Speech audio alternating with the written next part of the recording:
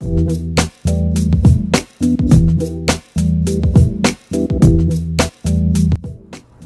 guys, we're going to do a plane I haven't done before. I've actually built this plane as a chuck glider several times for the kids, and I've never done a powered version of it. So we're going to be doing the Sparrow today. I've had the plans laying around for a few years now.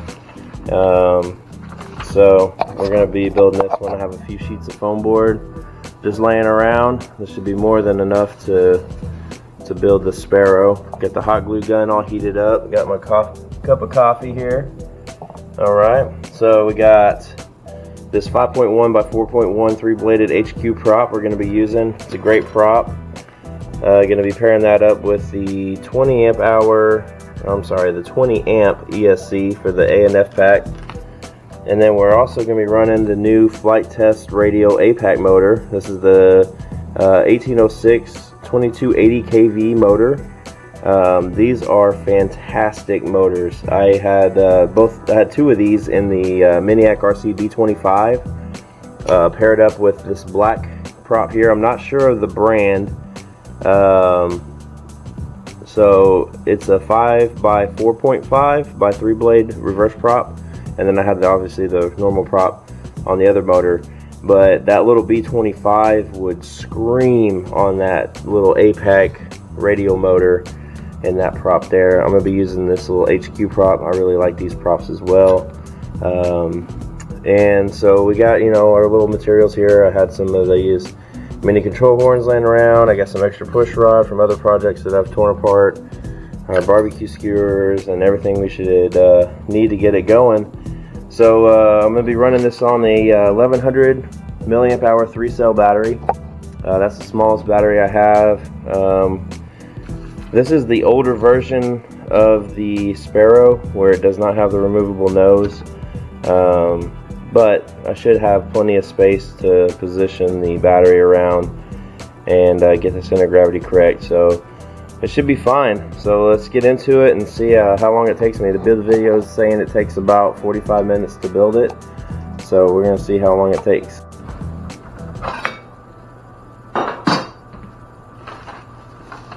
So what I like to do is I always like to start with my biggest pieces first, get them laid out. We got our dihedral gauge here.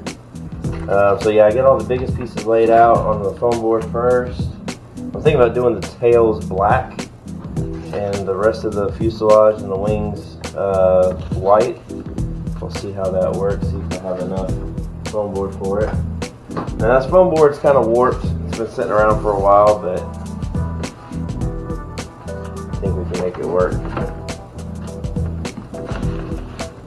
So first thing I like to do is lay out my plans where I think I can get the most out of my foam board. And I probably used way too much tape to do this because I don't like loose pieces of paper while I'm cutting and stuff like that. So when you get to this nose doubler, there's only one here, but you're going to cut out 2 of these. So you have these little indicator marks here that tell you, what part it is and then how many of that part you're going to cut out. So keep that in mind. And then also another thing I do is, as I have this taped down on the foam board, I'll take my barbecue skewer or push rod or something and poke a hole anywhere where there's going to be a barbecue skewer or something like that going through. So just a little tip there. Again, with the wing spar, we're going to need 2 of those, so I got to make sure I leave enough for that. Stuff that's hidden and stuff like that, I really don't care about the quality of foam board as long as I have enough to get it done. We'll do the skid. We'll probably do the skid black since we're going to do the fuselage white, and then we'll do the wing spars out of the black, and then we'll do the tail sections, the V-tail section, out of black as well. And we should be good to go on that. So I'm just going to use, I just use some normal Scotch tape.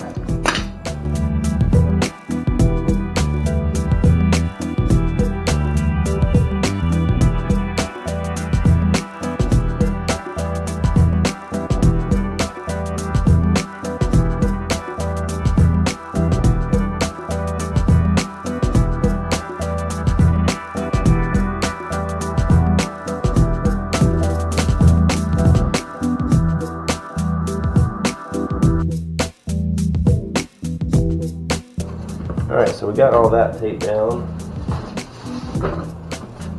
Let's see, some of this is, I got some wrinkles in this foam board. It's been around for a while, so we'll keep bumping the tripod there. So we'll just hold it down where it does best.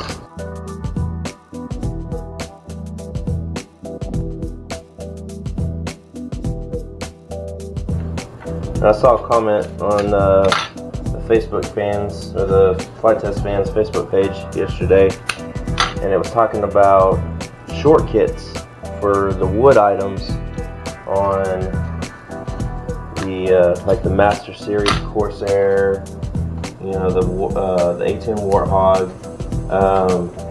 Josh and Austin and Alex, you guys are listening to this. Man, if y'all could do that, that would be fantastic, because I usually scratch build because I just can't afford to, you know, I'm on a tight budget. I got the kiddos and everything going on with life, so, you know, I can't always buy the speed build kit.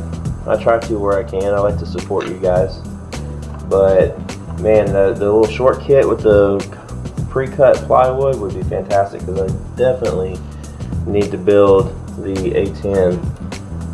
I haven't gotten desperate enough to where I'm going to start pulling motors and stuff out of my sea duck, because I am in love with the sea duck. That thing is a fun plane to fly.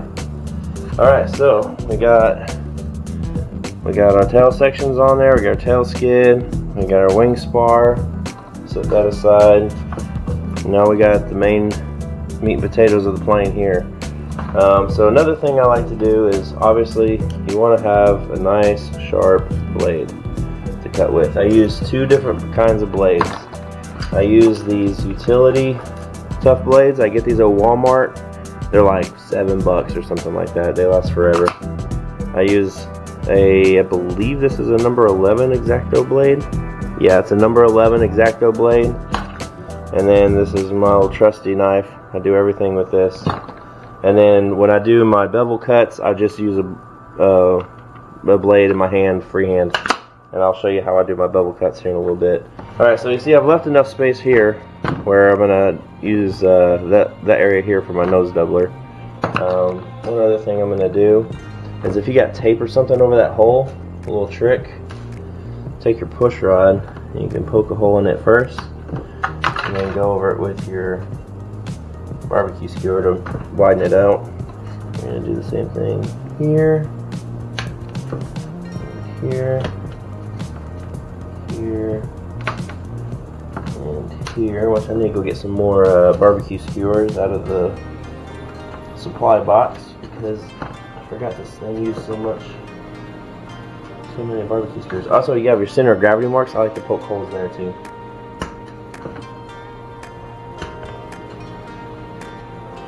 There we go. Reference marks, I just mark over with a pen or something like that, just to put a dent in the foam. So we're going to glue our spar here. And you can even punch through the paper plans a little bit and put a physical mark there. So make sure you got reference marks here. I just put dents in the foam as reference.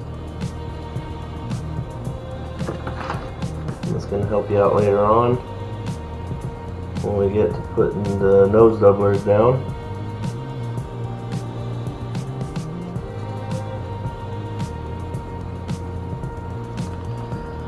I think that's it for now.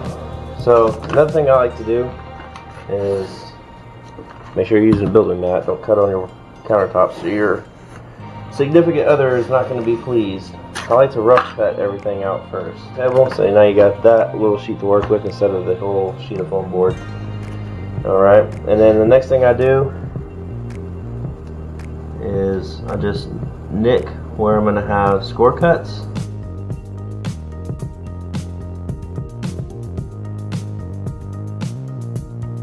So this turned into a kind of a tutorial, I guess, more than a, hey, let's see how fast I can build this video. I'm gonna go grab my ruler really quick. So if I had to suggest any ruler, get you one of these, either at least a 12-inch or I think they have an 18-inch one here. But make sure it's got the cork on the back and it's metal. So you know, if you tried using a plastic ruler and you just end up cutting into it.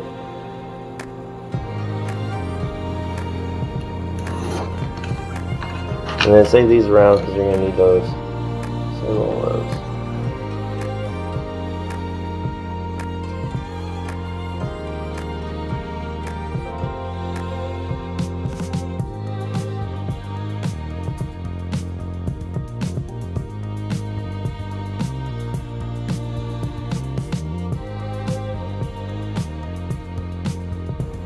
And it also helps if you're slightly ambidextrous. But one of the things I like to do on rounded cuts is score it about halfway through first and then follow up again with a deeper cut. You know, you don't got to get it in one clean swipe. I like to concentrate on making sure everything's nice, and I don't know, I'm kind of a perfectionist, so if it's not, it's got to look good as well as function. But this one I'm going to go a little bit faster on and not worry about being so careful on. But you can see how I'm cutting this, okay? Now this side is loose from the plans, okay? Now if you can see this, you can see where I have my little score cuts marked with my knife. We're going to be removing paper here, C-fold here, so on and so forth. But I start from one section and work my way over evenly across the piece so that this side is still taped down so it doesn't slide and move around on me, and then I can just kind of work my way over. So there's kind of a little method to my madness. You know, it works what, you know, do what works for you, but this is what works for me.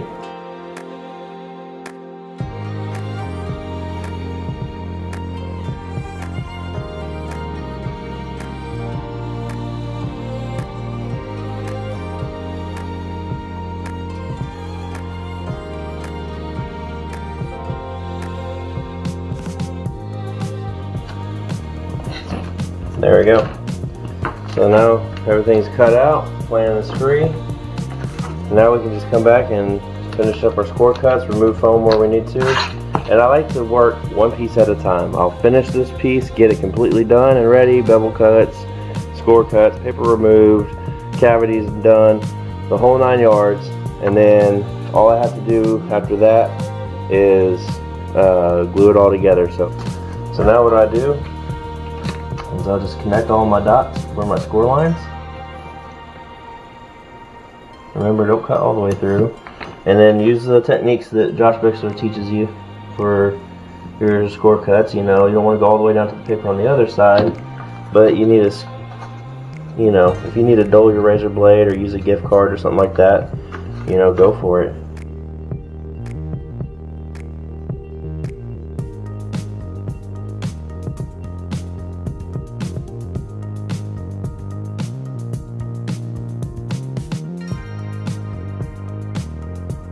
I'll go back through them again, just kind of, you know, make sure I've got the paper, the foam cut down to the paper. Another thing I like to do is I like to use the edge of this ruler. It's rounded, it's smooth, okay? And what you can do is just put it down in that cavity, go over it a few times. So I'm going to be editing this video, you know, just to make it a little shorter and easier to watch, but, you know, I've only spent, I don't know, 20 minutes doing all this, from taping the plans down to where I'm at right now. And you can see I'm moving along pretty quick. So you see I've done my score lines, but it doesn't cut the paper.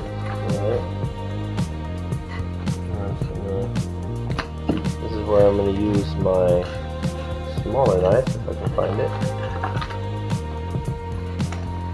I like to use my smaller knife on these little tabs.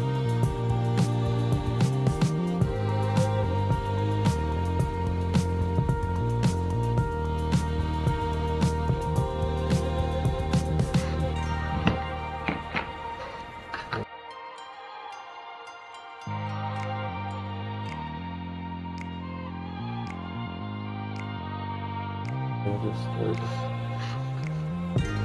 support the piece. Gently rock it out.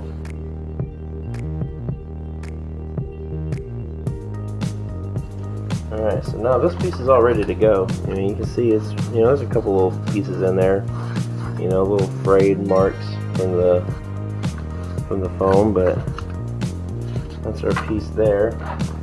We'll just go ahead and lightly score over this paper here, and double check our plans. You can see the little peppered marks there, indicating that we're going to be removing the paper here.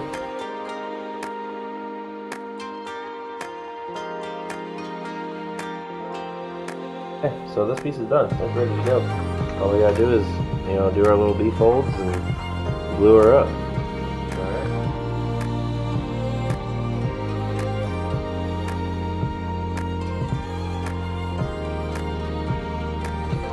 So now what I'm gonna do, I'm gonna set this piece here, and I'll punch my hole all the way through with my barbecue skewer, alright? Now I'm just gonna hold this piece down. It out just a second.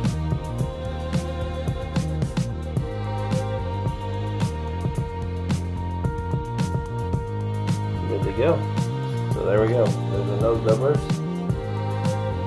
Alright, first things first. We're going to start on these score cuts. Alright, and then don't forget we're going to be adding dihedral to this. So, you know, we're going to have a little spot cut out here in the middle.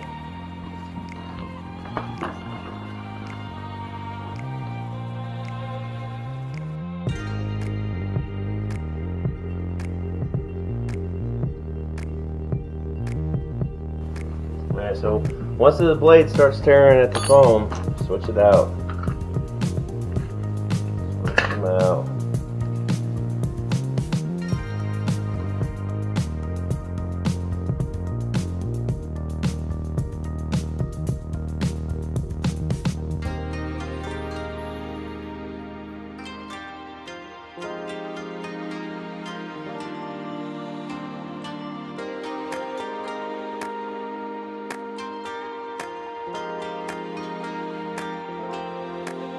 Alright, so I'm going to reposition the camera and show you how I do my bevel cuts.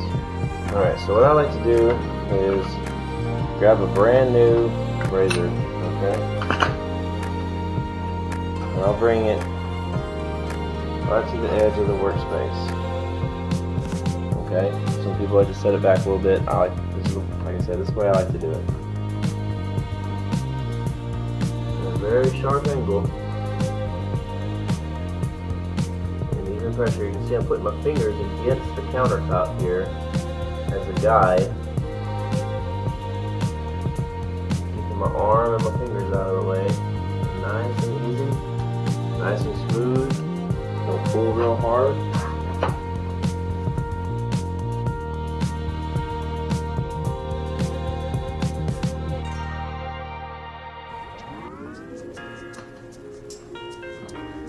Again, you don't have to get it in one clean swipe,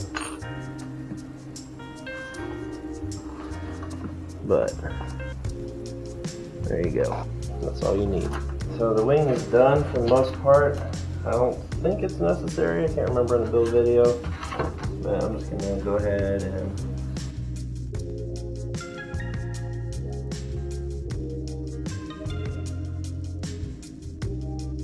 alright, there we go. Now we're talking. What we got is we need to cut out 2 spars, the tail pieces, and the tail skid.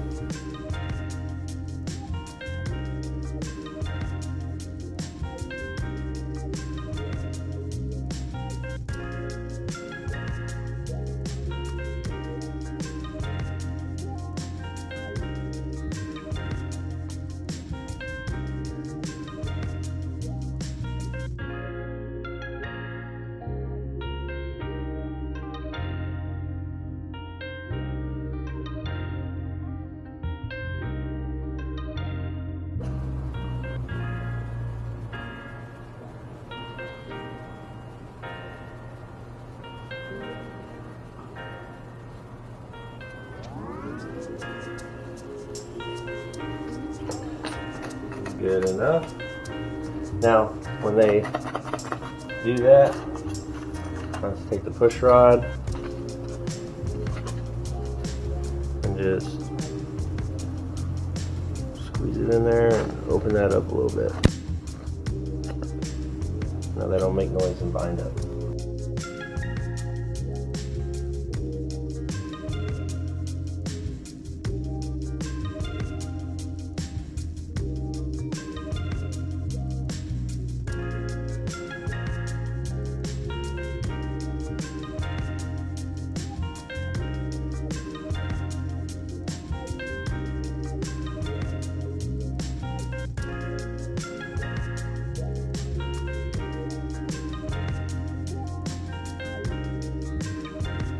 Go ahead and do a little hot glue hinge action here on the control surfaces. So since this is a V-tail, there's only 2 control surfaces on the whole thing, and that's going to be all of your control. So if you lose control, or when your control surfaces fail, then you're not going to have control of your plane. And we don't want that.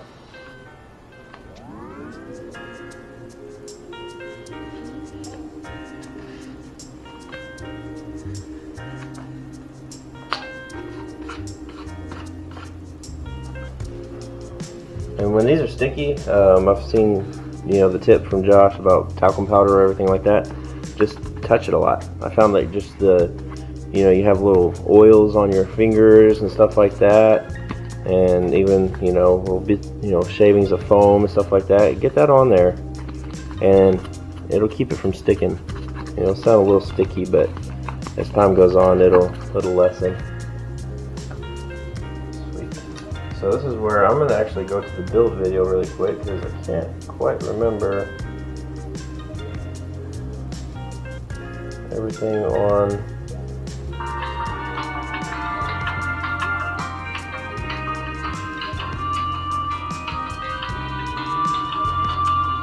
this portion of the build. We're going to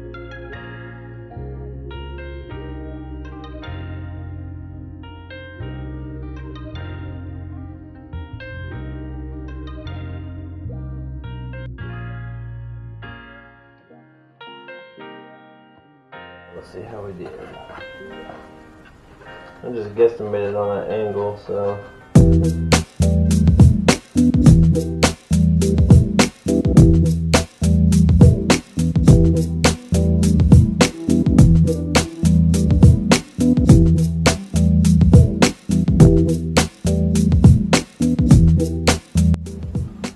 Alright, so the issue is the power pod for the Sparrow is slightly different than just a normal power pod. So if I put it in there flat, it's going to have some severe down thrust, so I just got to make sure I get it nice and flat in there, and it's going to work just fine. I'm getting pretty excited. I think this is going to be pretty cool.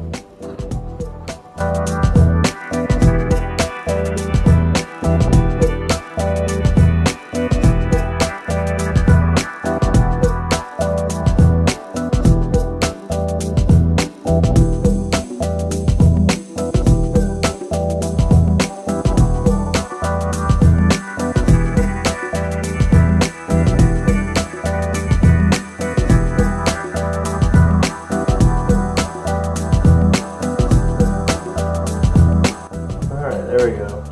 I've got my Z-bends all crooked and backwards and everything, but I'm good now. Alright, center that. Leave it centered while we glue it.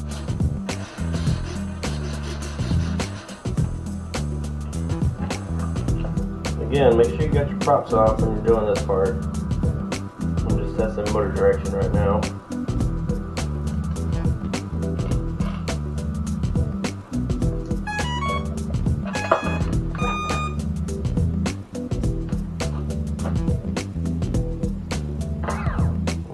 So that's backwards. Switch to leads.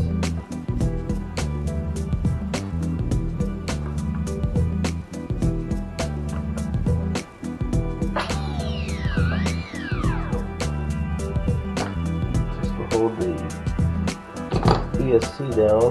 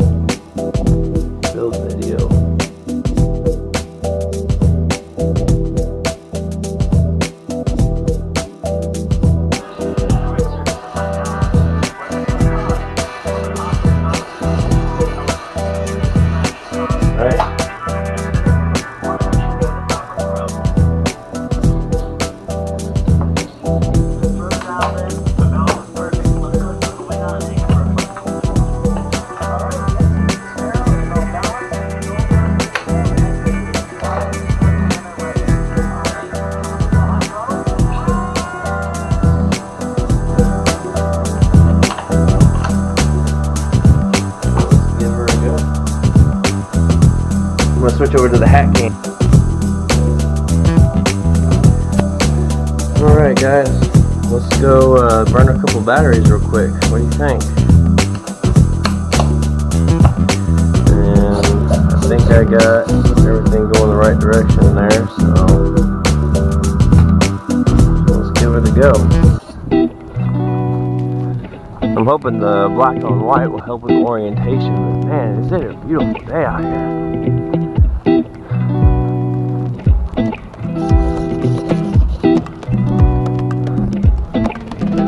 So let's give it a little glide and see how it does. Alright, that's promising. Let's give it a shot.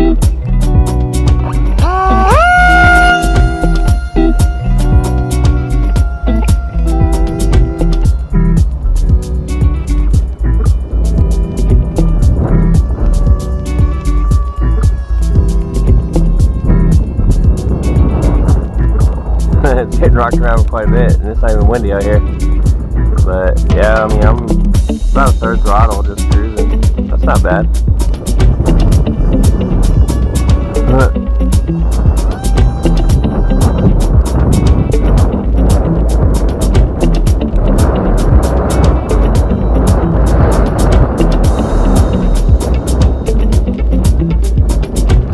Those loops.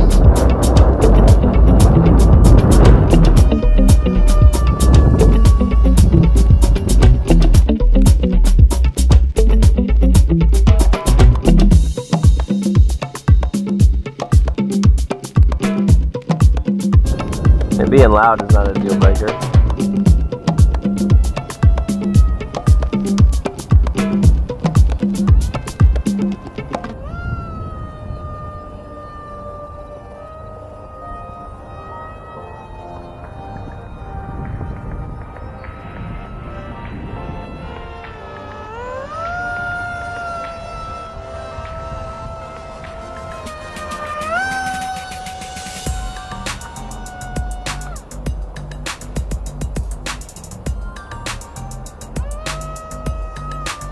I was pretty happy just cruising at about third and quarter throttle, something like that.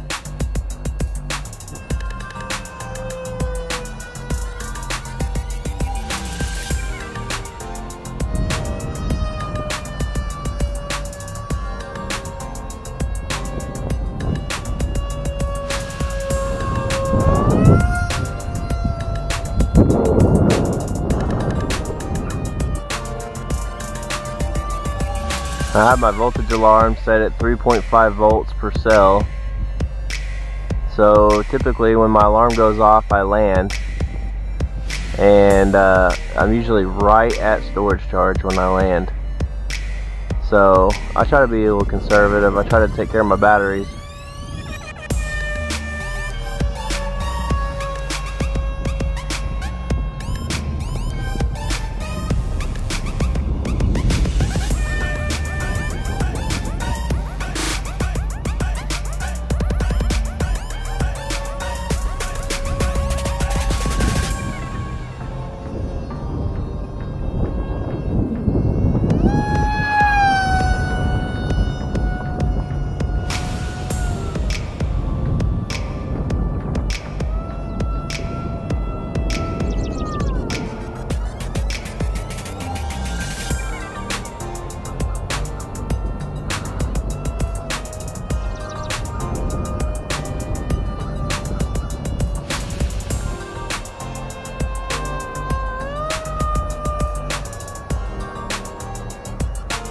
There's the battery alarm.